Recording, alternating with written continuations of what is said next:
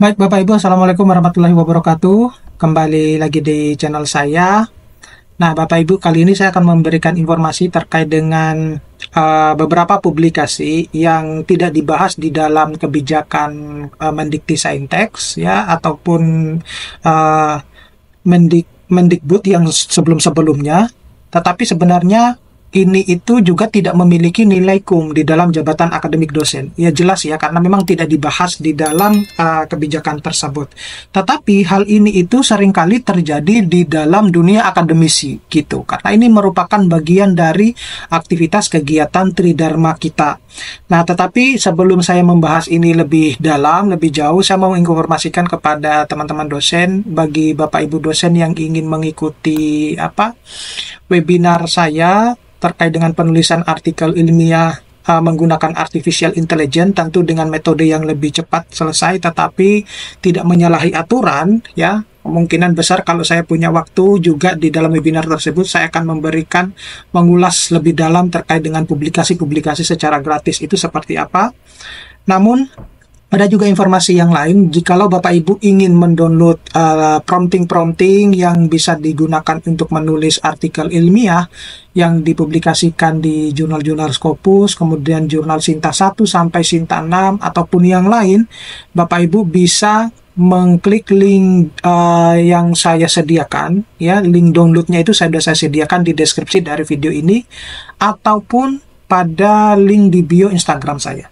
Nah, jadi, kalau Bapak Ibu lihat di sini, ya di tampilan awal, memang tertulis jelas bahwa ada sebenarnya beberapa publikasi yang tidak dibahas di dalam kebijakan. Tentu ini juga tidak memiliki nilai dalam jabatan akademik dosen. Meskipun kegiatan-kegiatan ini itu seringkali terjadi di dalam dunia akademisi, terutama kalau kita melakukan aktivitas kegiatan Tridharma gitu Bapak Ibu. Jadi ini bukan merupakan sesuatu hal yang asing gitu ya, kalau kita memiliki publikasi-publikasi tersebut. Nah, seperti apa itu?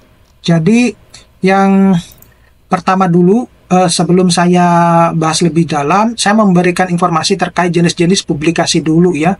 Jenis-jenis publikasi yang biasanya kita temui di dalam dunia akademisi. Yang pertama itu ada artikel jurnal ya. Artikel jurnal itu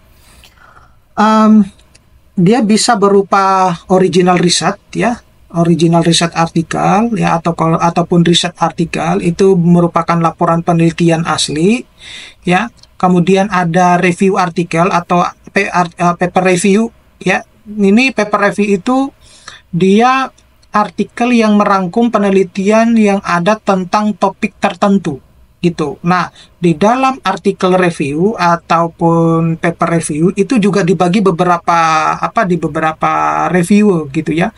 Misalnya ada yang short review. Short review itu paling gampang kalau kita membedakannya, dia terbatas dalam jumlah katanya gitu ya, short review. Kemudian ada yang comprehensive review. Jadi kalau yang comprehensive review itu dia lebih lengkap ya, hampir mirip dengan systematical review gitu.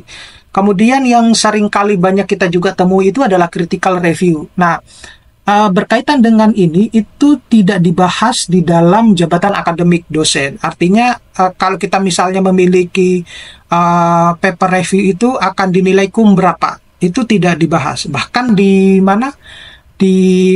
Kepmendikbud Saintek nomor 63 tahun 2025 itu, bahkan yang paper review itu tidak dijadikan sebagai syarat untuk menuju ke guru besar ataupun pengajuan ke lektor kepala gitu. Nah, padahal masing-masing review ya, atau masing-masing artikel itu memiliki karakteristik yang berbeda-beda dan tingkat kesulitannya juga berbeda-beda gitu. Jadi orang yang terbiasa menulis riset artikel, yaitu belum tentu dia bisa mampu menulis review artikel gitu dengan baik. Begitupun sebaliknya gitu. Jadi, tetapi kalau kita menerapkan yang review artikel itu sedikit ada ada kebebasan untuk mengekspresikan ide-ide kita gitu ya.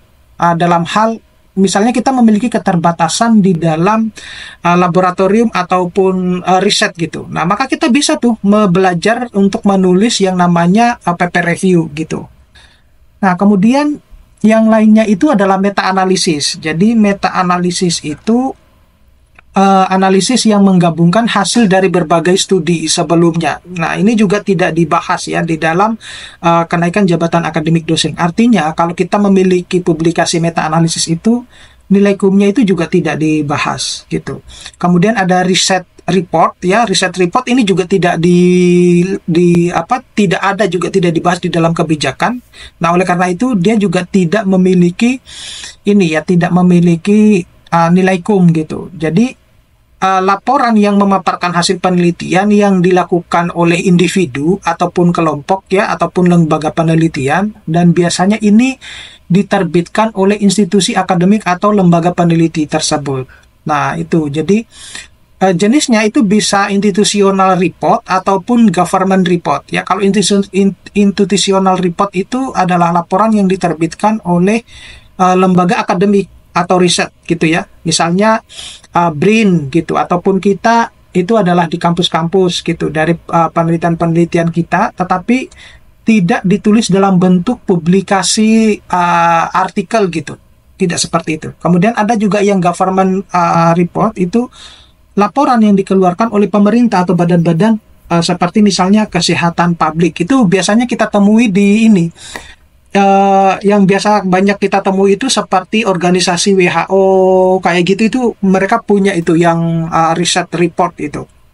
Nah, kemudian kalau proceeding saya kira jelas ya Bapak Ibu. Kalau proceeding itu kan kita mengikuti conference ya, baik nasional maupun internasional. Saya kira ini sudah juga dibahas di dalam jabatan akademik dosen, itu mereka memiliki nilai kum. Case study itu begini Bapak Ibu, ada beberapa jurnal itu yang menginginkan dia secara khusus itu membahas tentang case study gitu. Jadi kalau kita submit jurnal internasional, itu ada itu, mereka apakah kita ini merupakan riset artikel kita itu merupakan case study atau enggak gitu. Nah, kalau case study ya kita milihnya menunya case study gitu. Nah, sayangnya itu tidak juga dibahas ya, kebanyakan tidak juga dibahas di dalam jabatan akademik dosen. Dalam hal ini adalah dia mau diberi nilai kum berapa ini kalau yang case study itu. Nah, ada juga yang conference abstrak ya. Conference abstrak itu kita mengumpulkan abstrak saja Bapak Ibu di konferensi, tetapi begini, ini itu seringkali terjadi di luar negeri ya. Konferensi-konferensi di luar negeri. Jadi di luar negeri itu jarang sekali dia meminta yang paper full gitu. Mereka biasanya menyebutnya adalah conference abstrak. Conference abstrak itu dia terdiri maksimal cuma 4 halaman gitu. Jadi disebutnya adalah conference abstrak. Nah, biasanya di luar negeri itu konferensi itu dia hanya cuma sebagai bentuk pembuktian kualitas dari penelitian kita itu, dan mengharapkan feedback dari para audiens gitu. Jadi tidak mereka cetak dalam bentuk proceeding dan lain sebagainya. Itu kalau pengalaman saya seperti itu. Jadi beberapa kali saya mengikuti international conference itu tidak ada yang namanya proceeding book gitu ya, tidak ada. Justru kita akan diberikan feedback ya, masukan terhadap penelitian-penelitian kita itu, dan bahkan mereka mau bekerja sama, kemudian kita mempublikasikan barang gitu. Dia yang mencarikan jurnal dan lain sebagainya. Justru kalau di international conference di luar negeri itu lebih kepada ajang kita juga bisa mencari jurnal-jurnal yang baik gitu. Nah, kemudian ada review comment artikel. Review comment artikel ini juga jarang mungkin ditemukan di teman-teman dosen ya, review artikel. Jadi artikel yang mengulas atau menganalisis dan merangkum penelitian-penelitian terdahulu di suatu bidang. Jadi review artikel ini tidak menyajikan temuan penelitian asli Bapak Ibu. Nah, melainkan memberikan gambaran menyeluruh mengenai suatu topik atau isu. Nah, caranya seperti apa? Jadi kalau Bapak Ibu ya punya penelitian yang sejenis ya, kemudian mengupload ke beberapa jurnal, kan tentu ada komentar daripada reviewer ya. Nah, itu dikumpulkan menjadi satu, kemudian itu yang disebut dengan review comment artikel. Nah, itu jadi isinya itu adalah komentar-komentar daripada review-review. Nah, itu ada sudah banyak di Web of Science itu banyak ya, bahkan di jurnal-jurnalnya itu juga banyak kalau kita mau mencari yang namanya review comment artikel. Jadi daripada kita sudah banyak berkomentar ya di penelitian yang sejenis, misalnya kita punya ini penelitian sejenis itu sudah ada 5 atau 6 paper yang sudah publish, ya udah kita kumpulkan tuh review komennya itu, kemudian kita jadikan sebagai artikel. Nah, itu diterima itu di jurnal-jurnal gitu ya. Jadi cirinya itu kita menganalisis dan mensintesis literatur yang ada, kemudian mengidentifikasi tren atau kesenjangan penelitian dan memberikan perspektif secara komprehensif. Kemudian juga bisa berupa systematical review ya, yang lebih terstruktur misalnya dan metodologis, dan naratif review itu lebih berbentuk narasi atau narasi bebas gitu. Nah, saya beberapa kali menemukan contoh yang review komen artikel yang sudah publish. Jadi setelah saya lihat isinya semuanya tentang komentar review. Jadi ada komentar review, kita meresponnya seperti apa. Kayak gitu. Itu juga bisa menjadi pembelajaran kalau kita untuk ketika mendapatkan komentar dari review itu, ya itu bisa menjadi contoh bahwa orang kalau merespon atau menjawab komentar review itu seperti itu. Nah, kemudian ada buku ya. Kalau buku ini semuanya sudah dibahas ya di dalam jabatan akademik dosen, tetapi yang masih seringkali agak tertukar itu textbook dan buku referensi. Biasanya semacam itu. Jadi ada kalanya teman-teman dosen itu tidak paham ya, mana itu textbook, mana itu buku referensi. Kalau bahkan mungkin ada juga yang nggak tahu itu monograf itu seperti apa, kemudian book chapter itu seperti apa. Kalau buku ajar saya kira Bapak Ibu sudah tahu ya, karena seyogianya dosen itu harus memiliki minimal 1 buku ajar. Kalau selama menjadi dosen kemudian tidak memiliki buku ajar, itu kualitas dosennya harus dipertanyakan. Dia niat jadi dosen apa enggak gitu. Jadi minimal dalam dia berkarir sebagai dosen, dia minimal harus memiliki 1 buku ajar gitu. Itu ketika saya mengikuti pelatihan penulisan buku ajar dan saya pernah berhasil juga mendapatkan hibah buku ajar, itu yang disampaikan oleh para profesor yang sudah expert ya di bidang buku ajar, itu disampaikan seperti itu. Nah, kemudian ini adalah jenis-jenis publikasi yang lain, itu ada skripsi, tesis, dan disertasi itu juga tidak dibahas di dalam jabatan akademik dosen, atau dia tidak memiliki nilai kum ya. Kalau dibilang bahwa kan sudah mendapatkan nilai dari ijazah itu beda. Ijazah itu kan dia masuknya ke bidang 1 ya, dia terhitung sebagai pendidikan formal. Tetapi untuk yang berbicara terkait dengan tesis, disertasi, dan lain sebagainya, itu kan merupakan bagian dari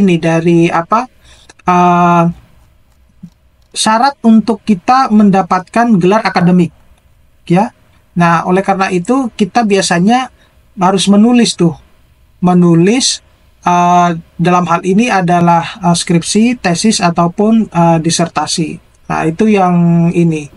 Nah, kemudian ada sumber data atau statistik ya. Sumber data ataupun statistik ini juga tidak dibahas ya. Ini biasanya publikasi yang memberikan data empiris atau statistik terkait dengan topik penelitian. Nah, ini juga bisa berupa data mentah, laporan tahunan, atau sumber statistik yang relevan. Ini biasanya lebih populer kalau kita membuat review paper. Jadi kita mendapatkan data-data dari internet ya, data-data statistik. Kita biasanya diizinkan itu untuk mengolah data tersebut, asalkan sumber kita kutipannya itu tetap harus ditampilkan. Nah, itu terpenting. Nanti akan saya bahas di etika publikasi dan penelitian. Kemudian ada juga yang white papers atau policy papers ya. Nah, ini juga tidak dibahas di dalam jabatan akademik dosen ya. Artinya dia tidak juga memiliki nilai kum.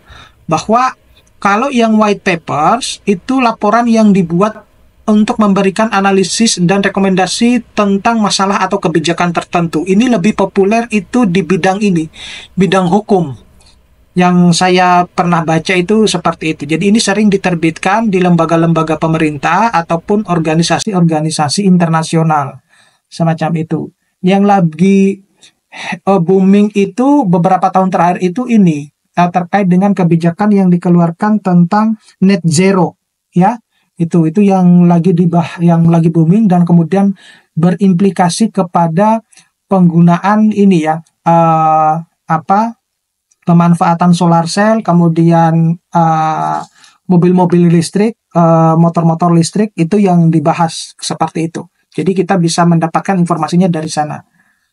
Kemudian ada editorial dan opinion piece ya. Jadi editorial dan artikel opini itu juga tidak dibahas di dalam artikel di dalam kebijakan jabatan akademik dosen ya. Ini artikel yang biasanya sebenarnya itu ditulis oleh editor jurnal atau ahli terkemuka di bidang tertentu untuk menyuarakan pendapat tentang isu-isu tertentu ya, seperti kebijakan dan pengembangan terbaru dalam bidang ilmu. Nah, ini biasanya banyak muncul kemarin itu di COVID ya, di COVID kalau yang ini editorial dan opinion piece. Jadi editorial itu memberikan gambaran ya. Contohnya yang lagi mau diangkat itu topiknya tentang ini, terutama yang kemarin yang COVID itu rame seperti itu. Jadi itu bisa menjadi ide kita untuk menulis gitu. Nah, ciri-cirinya itu seringkali bersifat pendapat ya, tidak berdasarkan pada penelitian orisinal atau orisinil, kemudian menyuarakan perspektif yang kuat tentang suatu topik, kemudian diterbitkan di berbagai editorial atau opini jurnal ilmiah gitu. Nah, selanjutnya itu adalah position papers ya. Kalau position papers itu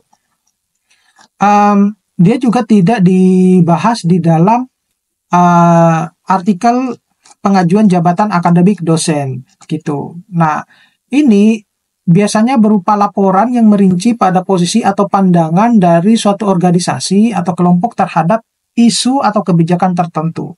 Nah, position paper ini seringkali digunakan untuk menyuarakan opini berbasis bukti, Bapak Ibu, gitu ya.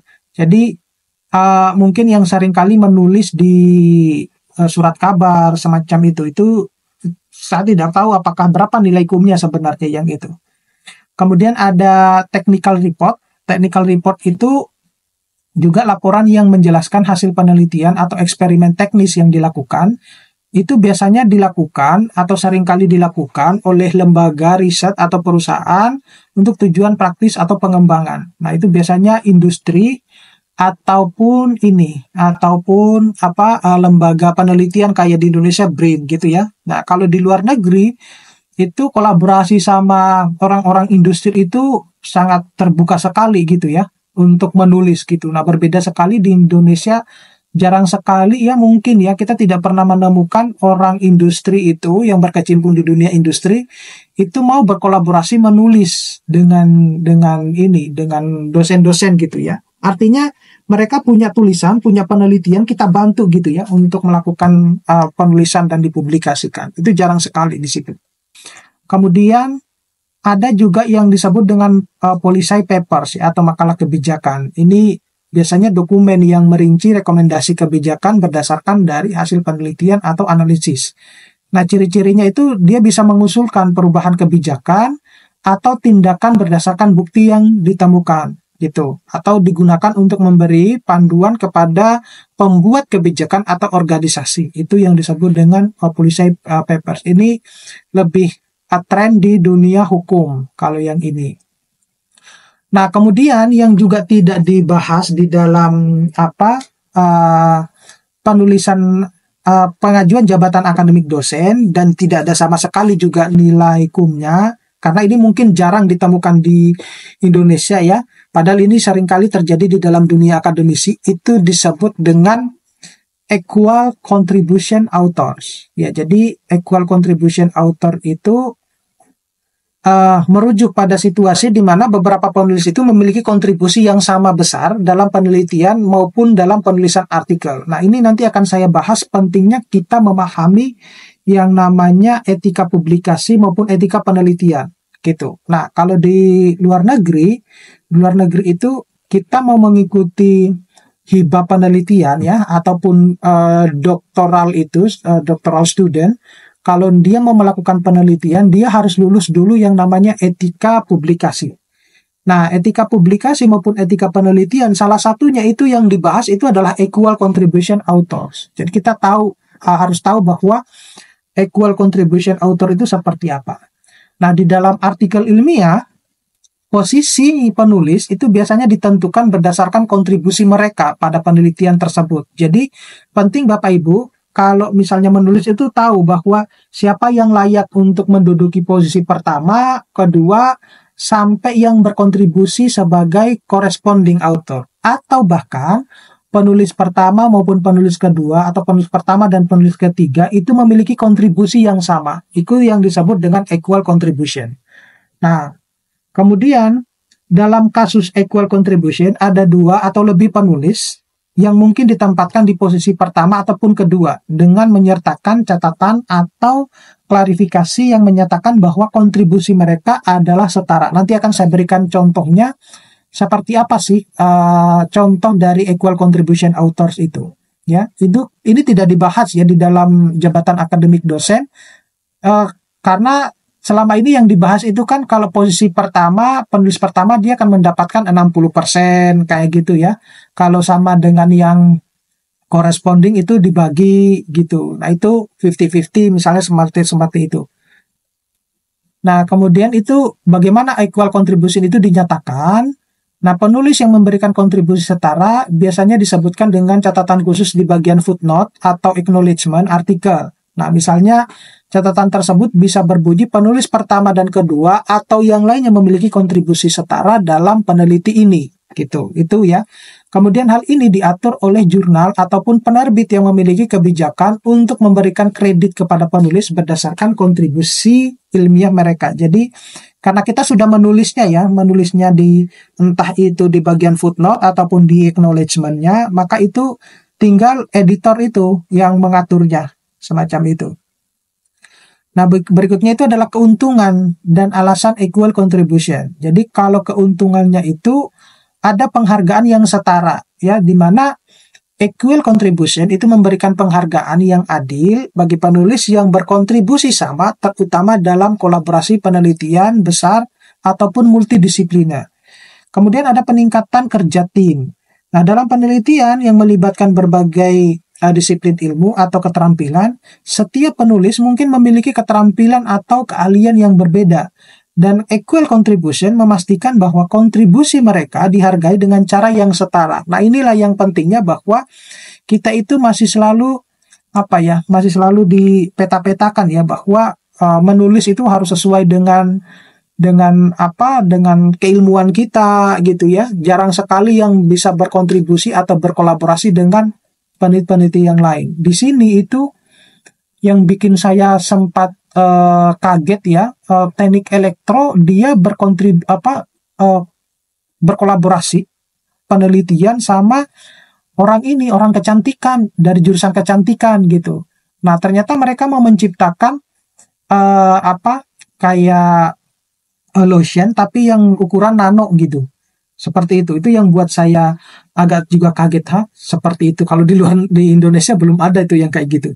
Kemudian akuntabilitas yang jelas, jadi equal contribution yang menunjukkan bahwa penelitian tersebut adalah hasil kerjasama tim yang kuat dan kolaboratif yang tidak mengutamakan individu tertentu, Bapak Ibu. Nah, di Indonesia ya jarang sekali diatur kalau terkait dengan hal ini. Nah, pentingnya equal contribution dalam penelitian karir akademik ya, dalam dunia akademik, posisi penulis pertama dan kedua sering digunakan sebagai indikator penting dalam penelitian, dalam penilaian karir akademik dan promosi jabatan. Nah, dengan adanya kebijakan equal contribution sebenarnya, itu penulis yang berada dalam posisi pertama ataupun kedua ataupun yang lain ya, itu memiliki pengakuan setara atas kontribusi mereka. Nah, ini mengurangi potensi masalah yang dapat timbul apabila hanya satu penulis yang diakui sepenuhnya. Nah, kebanyakan penulis-penulis di Indonesia itu kalau pengakuan dari dosen-dosen muda itu, ya yang lainnya itu banyak hanya cuma nebeng doang gitu. Itu nanti akan saya bahas secara detail di etika publikasi dan penelitian. Nah, dampak pada publikasi dan akreditasi juga ya.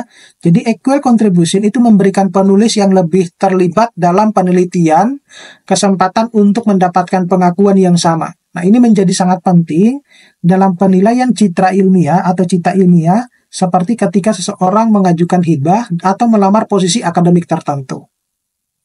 Nah, perspektif penerbit dan jurnal, jadi ada beberapa jurnal yang telah mengadopsi kebijakan equal contribution untuk memastikan pengakuan setara bagi penulis yang berkontribusi besar dalam sebuah penelitian. Nah, penerbit atau jurnal akan mencantumkan klaim equal contribution dalam artikel untuk memastikan transparansi tentang siapa yang berkontribusi pada aspek pada dalam penelitian, apa yang dalam penelitian, terutama jika ada beberapa penulis yang terlibat gitu. Nah, apa yang harus diperhatikan oleh penulis yang memiliki equal contribution? Yang pertama itu komunikasi yang jelas ya antara penulis ya.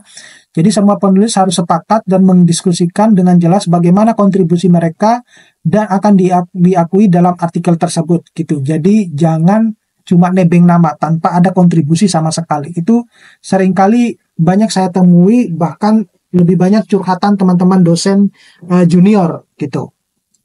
Kemudian catatan yang tepat, jadi penulis perlu memastikan bahwa catatan tentang equal contribution itu dituliskan dengan jelas di artikel atau disepakati dalam komunikasi internal penerbit gitu. Nah, ini adalah contoh ya. Contoh saya mengambilkan dua paper yang berbeda, dua-duanya terbitan Elsevier ya. Jadi kebetulan kalau yang ini di sini itu equal contribution-nya diletakkan pada footnote ya, pada bagian bawah ini yang saya beri kotak warna merah ini. Jadi satu itu menandakan penulis pertama dan kedua ada tanda satunya ini itu memiliki kontribusi yang sama. Begitupun juga yang ini. Gitu, memiliki kontribusi yang sama. Nah, untuk membuktikan bahwa untuk menandai, untuk mengklaim kalau mereka itu memiliki kontribusi yang sama, pada bagian footnote-nya itu diberi satu, this is author contributed equally. Nah, atau equally contribution. Nah, itu adalah salah satu contoh artikel yang memiliki kontribusi yang sama. Nah, ini itu tidak dibahas nih di dalam jabatan akademik dosen. Jadi mau diberi nilai cum berapa itu juga nggak tahu tuh yang kayak gini itu. Nah, tetapi kejadian semacam ini itu sering terjadi di dunia akademisi. Nah, mungkin ke depannya ada kebijakan-kebijakan yang akan mengatur ini gitu ya. Jadi kalau mungkin ada seseorang, misalnya dosen muda, mungkin ya membantu menuliskan dosen senior, mungkin ya dosen senior ditempatkan di posisi pertama, dia juga bisa berkontribusi besar ya karena memiliki kontribusi besar ataupun mungkin sama, maka dia juga bisa berhak sebagai equal contribution. Seperti itu. Oke, mudah-mudahan ini bisa bermanfaat buat teman-teman dosen. Nanti kita akan ketemu pada video-video berikutnya. Saya akhiri. Assalamualaikum warahmatullahi wabarakatuh.